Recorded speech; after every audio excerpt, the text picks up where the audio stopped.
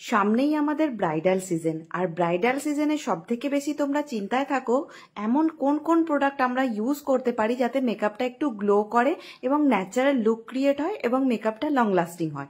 তারই প্রোডাক্ট নিয়ে আজকের ভিডিওটি। তো চলো দেখা যাক। আজকে সব থেকে প্রথমে যে প্রোডাক্টটি দেখাবো সেটা হলো ময়শ্চারাইজার।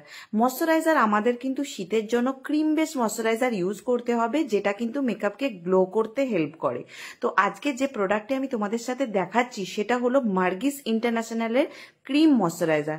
তো ময়শ্চারাইজারটা দেখো আমি হাতের ওপর নিয়ে নিয়েছি, তারপর অল্প অল্প করে গালের মধ্যে লাগাচ্ছি, ফেসের মধ্যে। তো এর যে গ্লোটা সেটাও তোমাদের সাথে শেয়ার করব, তোমরা শুধু দেখতে থাকো। এরকম পরিমাণ মতো তোমরা তোমাদের স্কিনে যতটুকু প্রয়োজন আছে ততটুকু ইউজ করবে। দেখো স্কিনের যে একটা ন্যাচারাল গ্লো সেটা কিন্তু চলে আসলো এই ময়শ্চারাইজারটা ইউজ করার পর। তো তোমরা কিন্তু তোমাদের উইন্টার সিজন এবং ব্রাইডাল সিজনে এই ময়শ্চারাইজারটা ইউজ করতে পারো। নেক্সট আমি তোমাদের সাথে শেয়ার করব ফরএভার 52 এইচডি কনসিলার প্যালেট, যেটা 1 নম্বর প্যালেট। তো এই প্যালেটটা কিন্তু তোমাদের সাথে আমি অ্যাজ এ কনসিলার এটাকে ইউজ করছি, তোমরা দেখে নাও। তোমরা কিন্তু এটা দুটো সিজনেই কাজ করতে পারবে এবং তোমরা এটার জন্য তোমাদের যদি খুব বেশি ড্রাই ফিল হয় তাহলে কিন্তু অবশ্যই এর মধ্যে একটু ডুরালাইন মিক্সড করতে পারো। তো মিক্সড করে ইউজ করলে ওটা অনেক বেশি লিকুইডি ফিল হবে, তোমাদের ব্লেন্ড করতে অনেক ইজি হবে। তো আমি আমার ডার্ক পোর্শনগুলোতে ইউজ করে নিয়েছিলাম। এরপর আমি ইউজ করেছি সব থেকে প্রয়োজনীয় এবং সব থেকে যেটা মেকআপের জন্য দামি প্রোডাক্ট, সেটা হলো ফাউন্ডেশন। এক্ষেত্রে আমি ফরএভার 52 আলট্রা ফাউন্ডেশন ইউজ করেছি। তো দেখে নাও, আলট্রা ফাউন্ডেশনটা কিন্তু তোমরা উইন্টারের জন্য বেস্ট প্রোডাক্ট বলতে পারো। তো তোমরা যদি চাইছো মেকআপ লং লাস্টিং হবে এবং ন্যাচারাল ফিনিশিং লুক আসুক এবং সেটা যেন খুব বেশি গ্লোয়িং হয়, তাহলে কিন্তু ফরএভার 52 আলট্রা ফাউন্ডেশন ইউজ করতে পারো। তো আমি আমার স্কিনের বেস অনুযায়ী দুটো শেড নিয়েছিলাম, একটা ডার্ক এবং একটা ফেয়ার, সেটাকে মিক্স অ্যান্ড ম্যাচ করে আমার স্কিন টোন তৈরি করেছিলাম।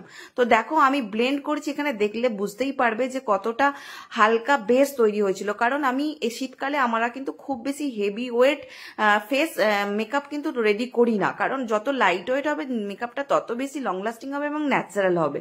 তো দেখো এরপর আমি ইউজ করছি ফরএভার 52 একটা লিকুইড কনসিলার। এই কনসিলারটা তোমরা কিন্তু সমস্ত সিজনেই ইউজ করতে পারো এবং উইন্টারের জন্য তো খুবই ভালো প্রোডাক্ট। আমি হাইলাইট পোর্শনগুলোতে একটু একটু করে হাইলাইট করে নিচ্ছিলাম, তুমি দেখে নাও। তোমরা এই প্রোডাক্টটাও কিন্তু উইন্টারের জন্য তোমাদের ভ্যানিটিতে রাখতে পারো।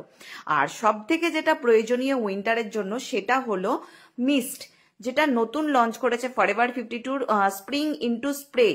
এই মিস্টটা মেকআপের মিডিলে মিডিলে তোমরা ইউজ করতে পারো। আমি এক্ষেত্রে ইউজ করছিলাম, আমার ফেসটা খুব ড্রাই ফিল হচ্ছিল, সেই জন্য আমি এই মিস্টটা ইউজ করছিলাম। তোমরাও তোমাদের স্কিন যখন খুব ড্রাই ফিল হবে তখন কিন্তু এই মিস্টটা ইউজ করতে পারবে।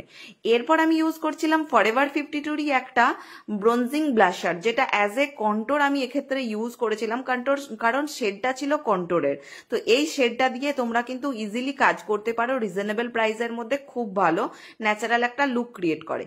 এই হলো আমার ফাইনাল লুক। আমি যে সমস্ত প্রোডাক্ট ইউজ করেছিলাম তার কিছু অংশ তোমাদের সাথে শেয়ার করলাম।